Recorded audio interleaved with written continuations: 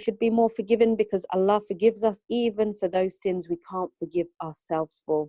Yeah, subhanAllah, that's so beautiful, Abida. Sometimes, you know, even for myself, I just hand it over to Allah. Like, I can't even get over this mistake that I've made. Again, you know, whatever mistake it is, whether it's delaying salah or not being able to read Quran or losing control of my anger. Like, sometimes I feel like I can't even forgive myself because I've made it like a billion times.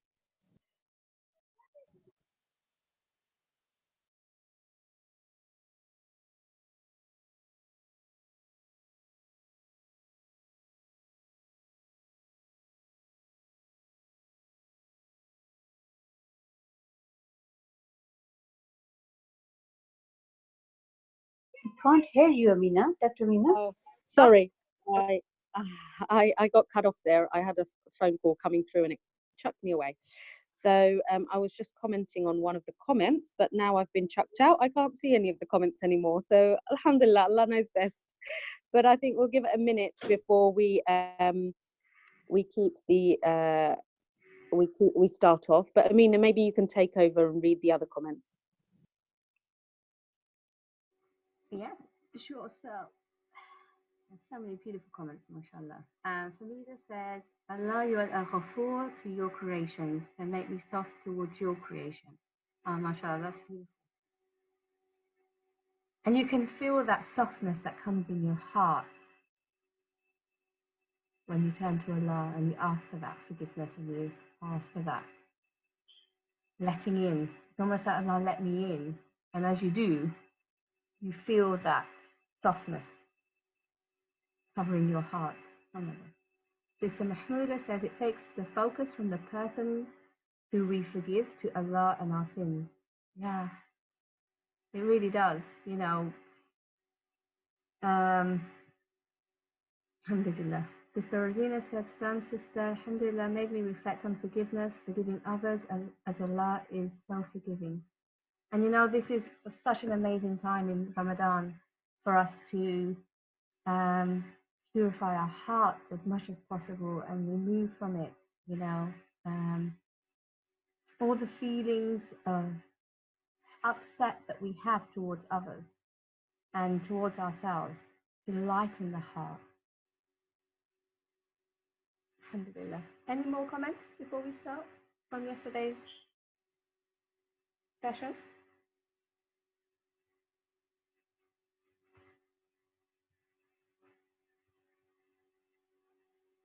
Okay, inshallah we'll start.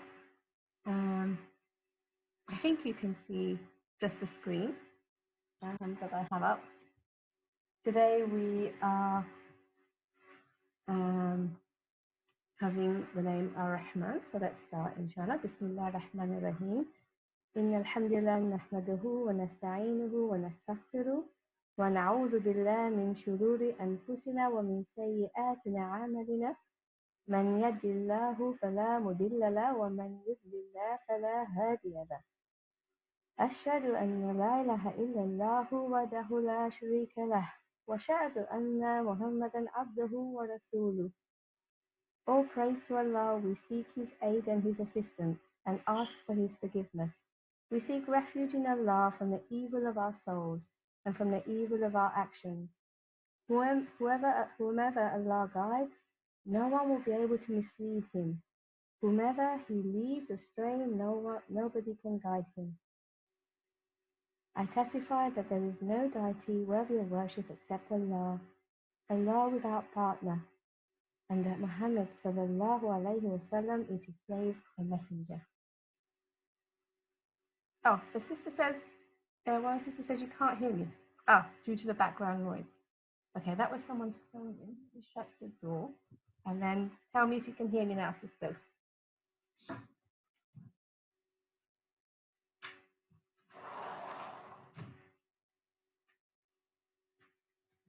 Okay, so quick test. Tell me if that is better and clear. Just a yes from someone, please. Okay, alhamdulillah. Okay. Yes. Yes, alhamdulillah. Well, welcome, sisters, to today's session. we're looking at the name Ar-Rahman. And this name we say so many times throughout the day, so many times throughout our surah, salah. Every time we say Bismillah when we're reading the Quran, before every surah that we start, but one. It's such an important name, SubhanAllah, that it comes up 55 times in the Quran and 133 times in the Basmalah. So I wanted to talk about the name today, and I wanted to talk about mercy, because sometimes we know that Allah is the most merciful, but how does that transcend into our lives? How does that impact our relationships? How does that impact my heart when I'm making dua to Allah, or I am seeking His help, or when I am in despair? How do we live by this name? So I wanted to first talk about what is mercy. Okay, so I'll ask you all, please, to type into the chat box maybe how you would describe the word mercy. What does that mean when we're merciful?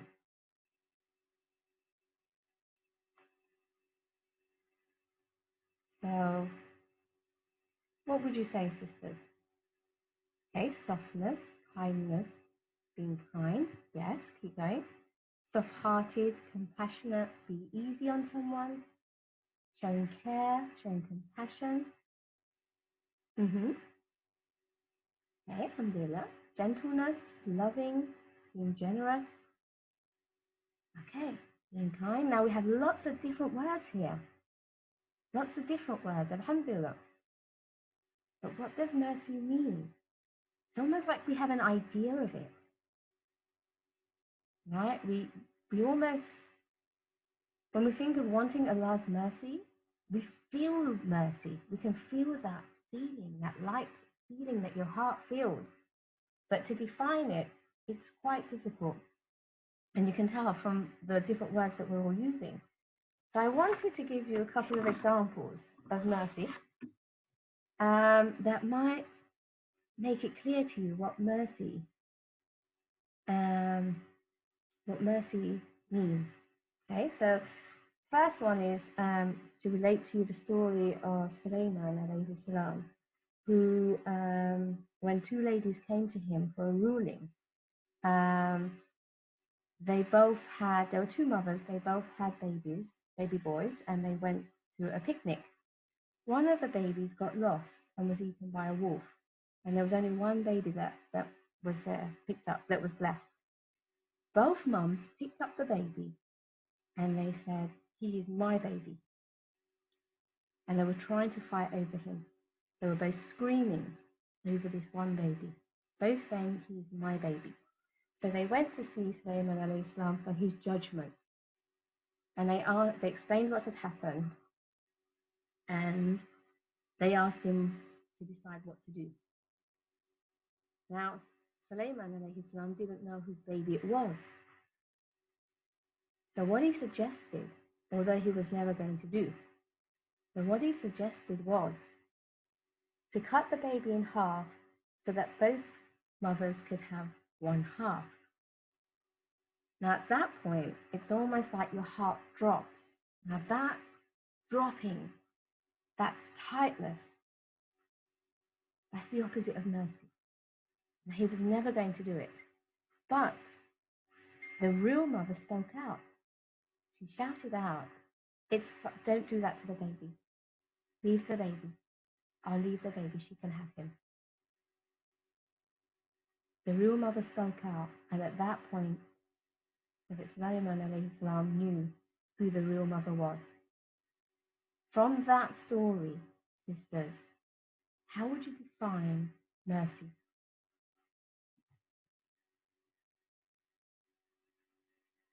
So a few messages from you, please.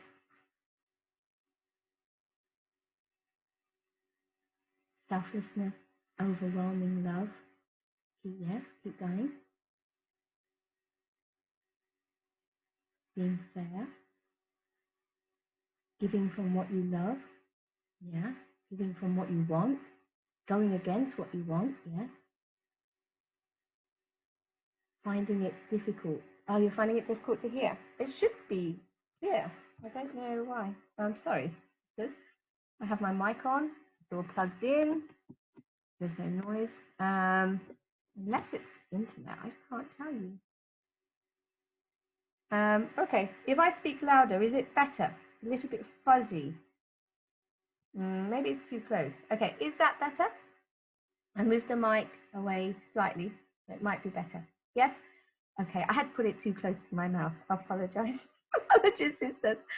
Okay, so we get an idea of Rahma.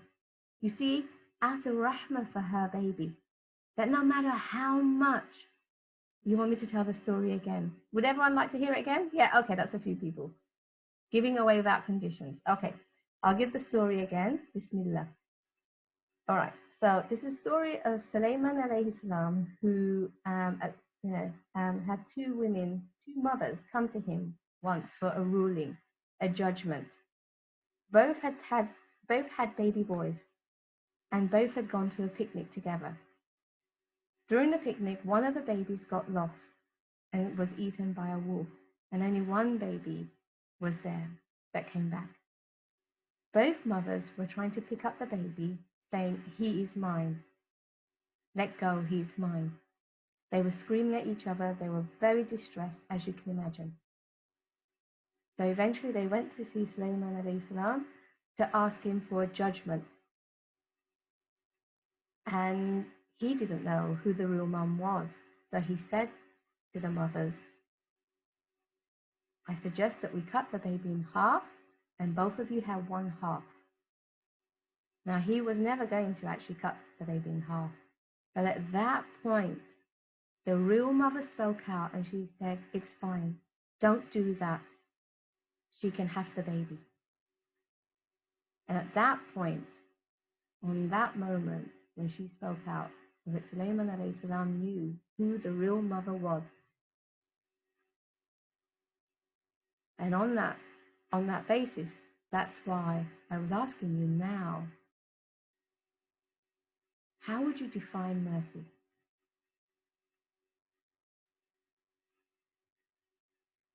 So please, a few more answers. We've had some great answers, but a few more for those who didn't hear it clearly before.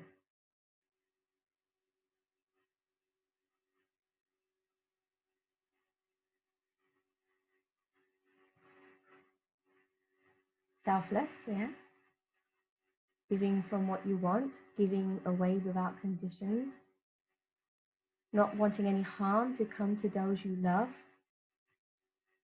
unconditional love, going against what you love, of what you want, giving from what you love, overwhelming love, selflessness,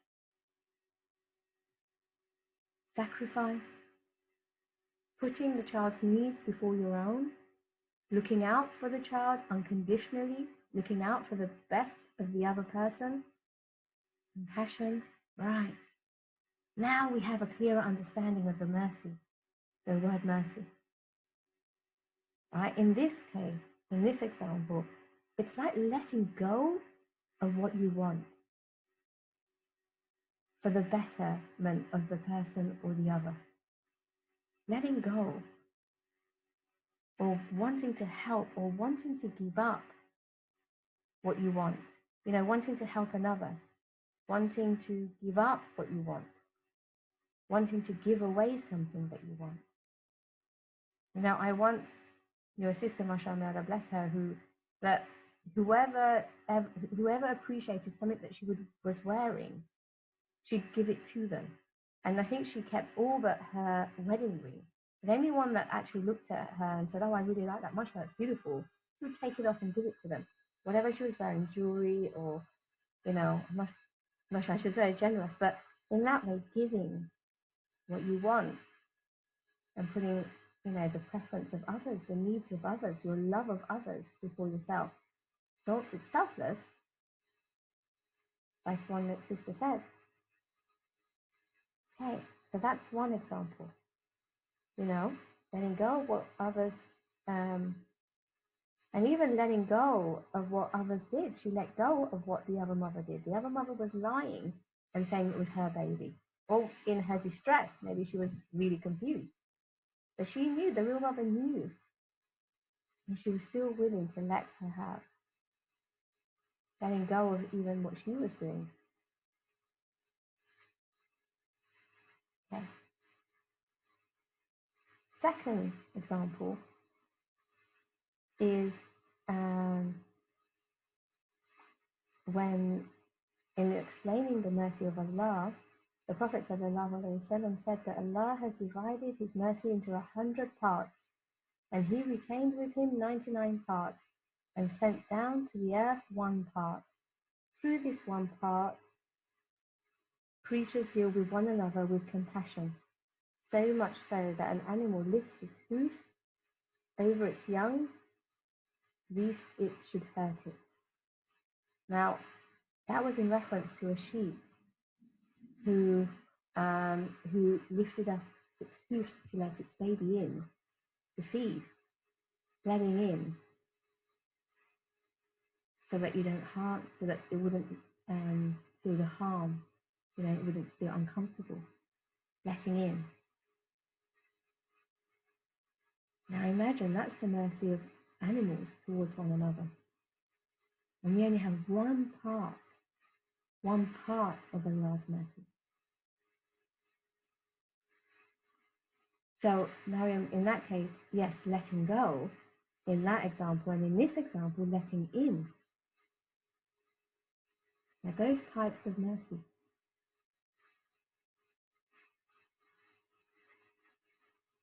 There was, it reminds me of a story, an example of the cats that we used to have. We used to have two cats, a brother and a sister. And the brother was a really big cat. He was quite big. So he was, when he came to feed in our house, I'd put the food out in a bowl, big bowl for them. He would come and he would take his food first, and his sister was smaller, so she stood back. And he would come and take his food first. And what he would do, which was kind of amazed me to see, and was such a great example for our children of Allah's mercy, that the creatures have amongst themselves. He would take food into his mouth, a big amount, put it on the floor next to the bowl, and eat from the floor, move away so that his little sister could come and feed.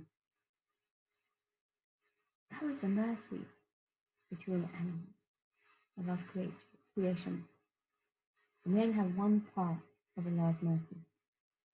Now, when we say Bismillahir Rahmanir Rahim, there are two types of mercy here. There's Ar-Rahman, which we're talking about, but there's also Ar-Rahim. They both refer to mercy, but Ar-Rahman is the mercy that's bestowed upon all of creation in this universe. All of creation, whether we believe in Allah, whether we sin, whether we deny Allah, there is mercy for all of creation. And then there's our Rahim, which is the mercy that is reserved just for those, special mercy for those who believe in Him. So when we as believers seek Allah's mercy, we receive two types of mercy. The mercy from Ar-Rahman and the mercy from Ar-Rahim. Alhamdulillah. So having talked about the different types of mercy, letting in and letting go, I want us to reflect now and take a moment to reflect on how we can bring these types of mercy into our lives. Now, in terms of letting go, an example that comes to me is have you ever been upset with someone? Could be a child, could be a partner, could be anyone close that comes to hug you. And as they're hugging you, you're thinking, hey, but I'm not okay with you still. I'm not happy with you. So you're a little bit tense. Your hug is half-hearted. there is, try that. Is it better now, ladies? Sorry, I don't know why we're having background noise. I don't know what's going on today. Better?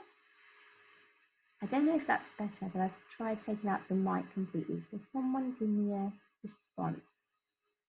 Yep, difficult to hear, and I have no idea why. No difference. Okay, if it's no difference, Amina, is it different from normally when I'm presenting? Can someone suggest? Amina, I think it's the mic, maybe your mic. The mic, should I take it out? But you Yes. know, I can still hear you. Like there's a little bit of background noise, but it's still, you know, what you're saying is still clear enough to hear. Okay. I think some sisters are having difficulty. Maybe if you can try without the mic. Yes, well, this is without, so tell me if that's better. I think this is better. Okay, better, alhamdulillah. Sorry, ladies, normally the mic makes it a lot better. So my little daughter has been putting it in her mouth again, which sometimes she does. Okay, all right. So you're all typing in chat box. Now, before I carry on, I'd like to hear what you ladies are, what are you seeing in the letting go and the letting in? So give me examples of when we might struggle to do that. I gave you an example of the hug of someone who we're not letting in yet. I'm not okay with you yet. And that feels very different, right? What else? Give me some examples of when we struggle to let in or let go. What comes up for you? Yeah, it feels cold, right? When someone goes against our wishes, when we're deeply hurt, when kids have not listened and then they want something absolutely. It's like you give it, but you give it begrudgingly, right? Like you're doing it, but you don't really want to. What else?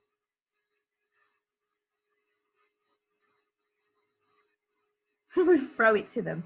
Yes, right, that is that. Now that throwing is the opposite to mercy.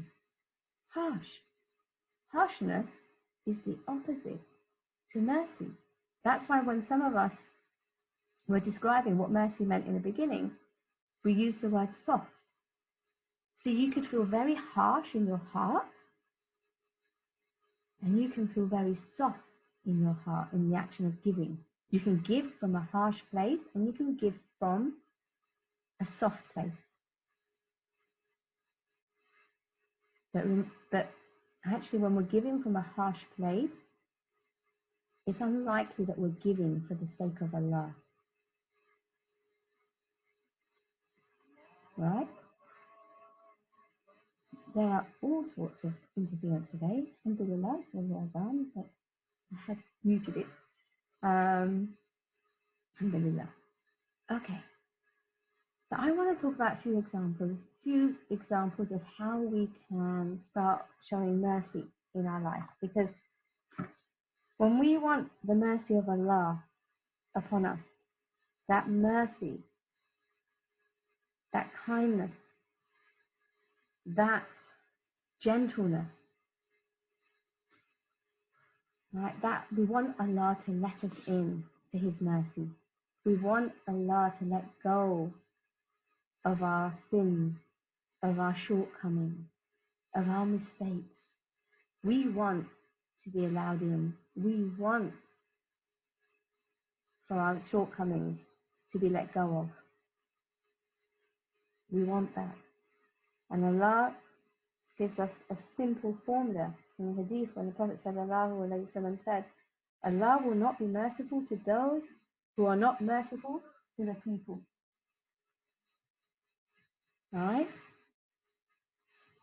And so if we want the mercy of Allah, if we want to be allowed in, and we want our mistakes to be let go of, then we need to show mercy to others. So it's really, really important that we understand how we can be merciful to others.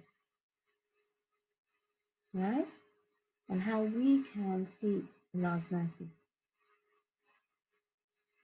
One of the ways is to show mercy to our children. One of the ways is to show mercy, and our children especially, because they often don't do what you want them to do. They often go against what you're saying or doing. You know,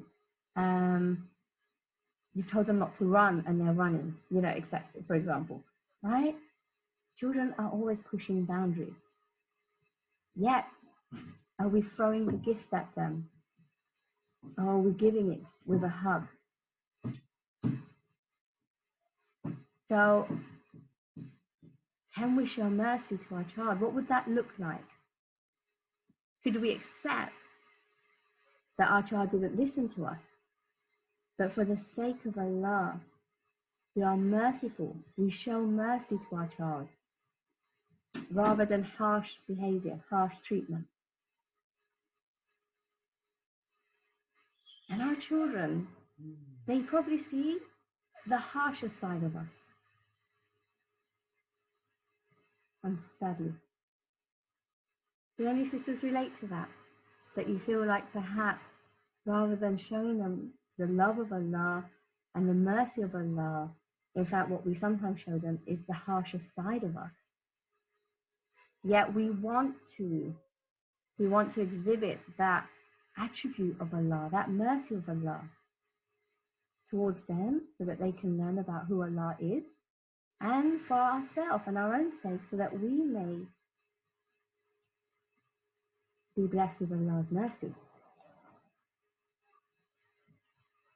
How about with our family members? Mommy, can I go? Sorry, Sister.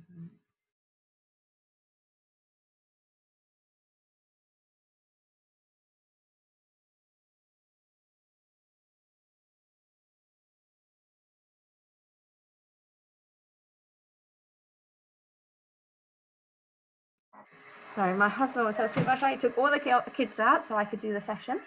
And then they've all come back thinking that I would have finished, knocking on the door, wanting to come in. But they're going to go and play outside for a few more minutes. I won't keep you for long. But yeah, with our families, our family members, especially now, you know, such an opportunity to keep family ties. But often siblings and parents and in-laws and, you know, extended family, you know, sometimes we're not happy with the way people behave and how they are with us or what they've said to us, and they've shown us a bit of heart. They've been harsh towards us, or they've wronged us, or they have made comments. But can we still show them mercy? Can we show them kindness? Can we let go?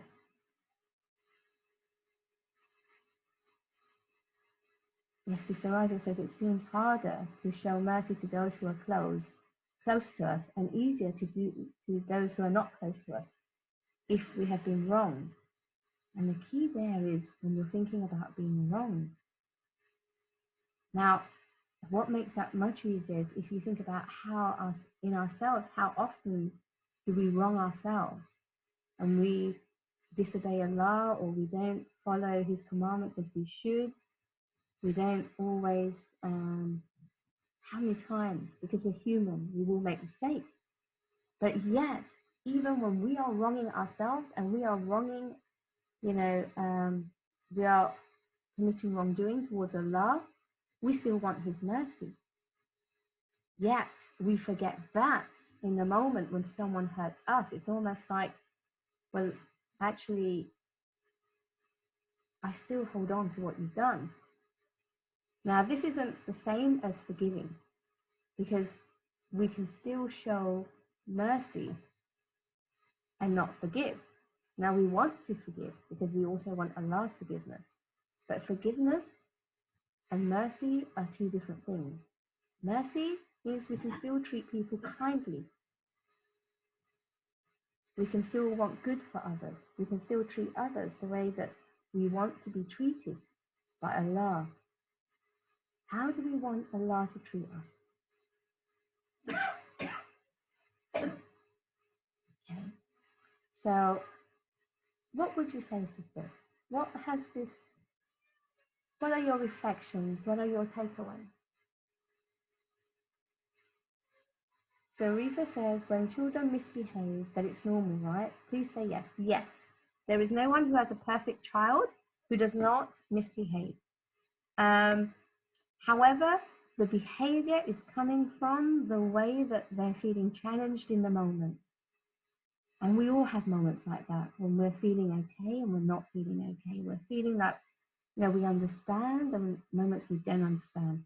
Now, we can be like that as adults, yet we expect that our children will always just behave, but they are always going to just be okay with whatever's happening to them. Seeing that everything is okay, or that they accept it, or they understand it. And yet, we don't even hold our own selves to that high standard that we must always behave in the perfect way. And Allah does not hold us to that standard, nor does He hold to our children. In fact, our children are not even accountable. Yet, we treat them so harshly, and that harshness is the opposite to the rahmah. Actually, we could be making excuses for them. We could be gently reminding them. We could be overlooking their mistakes. Yesterday, it was funny. I was in the day before yesterday, I was in a Quran class with my teacher. And my 18-month-old baby, she was, for some reason, trying to get my attention, started biting me on my shoulder. So I kept saying, don't bite, stop biting. And then she just said to me in that moment, actually, why don't you say to her the opposite? Because the only word she's hearing is bite, bite. Because I'm saying, stop biting, mummy. And so I did. I just, in that moment, I said, kiss me, give mummy a kiss. And she started kissing me. And it was amazing how in that moment, overlooking what she did, we were able to still have a moment where then she was kissing me all over, and I couldn't read in my class, which was funny. But yeah, how we could overlook mistakes sometimes, how we want our mistakes to be overlooked, how we could overlook mistakes of others. One sister says, everything becomes easy when we turn our focus on us and how grateful we are for the gifts that Allah subhanahu wa ta'ala has given us, and how much we sin, but we expect to be forgiven completely and admitted into Jannah. Yeah. Completely. Like we have, and then other times we're really harsh on ourselves. We flitter between being, kind of being hopeful of that mercy and that forgiveness, and, as if all of our sins will be overlooked. And then we flip between that and being very harsh on ourselves. And that, we were talking about yesterday, where that becomes a barrier between you and Allah. And that's for us. But what about for our children? We can expect so much. We can be so harsh. Or we can just really see the mistake of others and the wrongdoing of others. And then when we're seeing that, we're not seeing that we want Allah's mercy.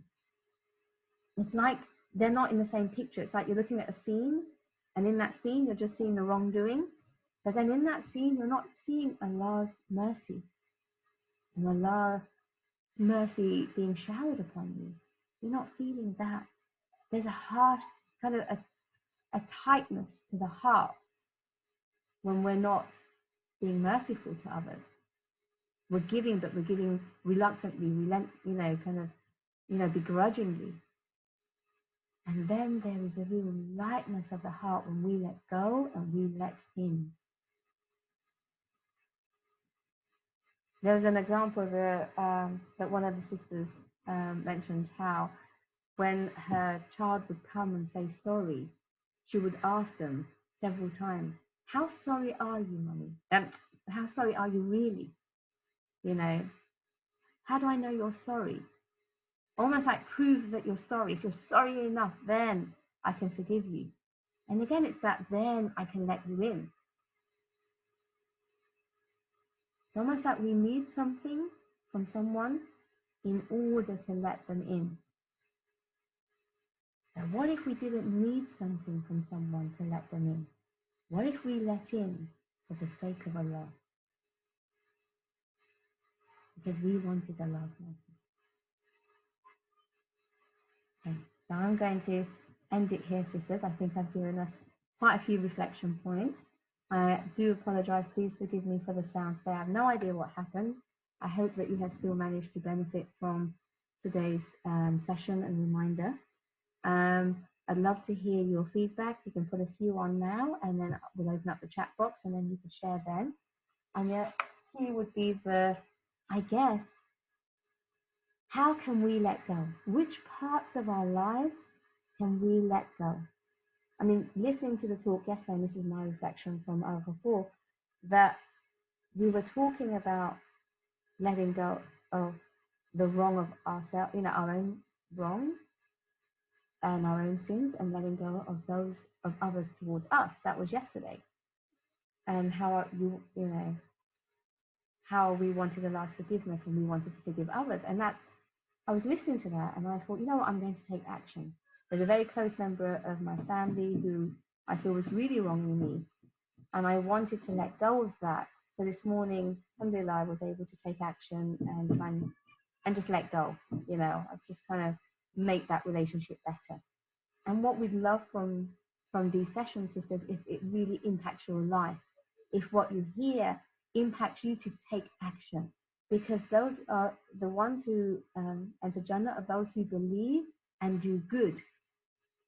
The formula is that we have to believe. We have, we have to believe, and we have to take action. So it's mindset and action. So what actions can we take going forward? What can we do now that we have learnt about the name of Allah, His most beautiful names, Ar-Rahman and Ar-Rahim? What can we do to strengthen our mercy of others so that we may receive that mercy? What can we do to strengthen our belief in Allah so we receive the mercy of Ar-Rahim? What can we do? So please share your reflections and ideas so that others may benefit. And please take action. Now that you want that mercy, what will you do to receive it? I leave you there, sisters. Barakallahu feek. I'm grateful for your attendance and your input. May Allah accept it from us. May Allah bless us in what we're doing. May He guide us to where we need to let go and we need to let in. May He turn our harshness into gentle mercy. And may we rise above our emotions, as one sister says, for the sake of Allah. سبحانك اللهم وبحمدك أشهد أن لا إله إلا أنت أستغفرك وأتوب إليك. السلام عليكم ورحمة الله وبركاته.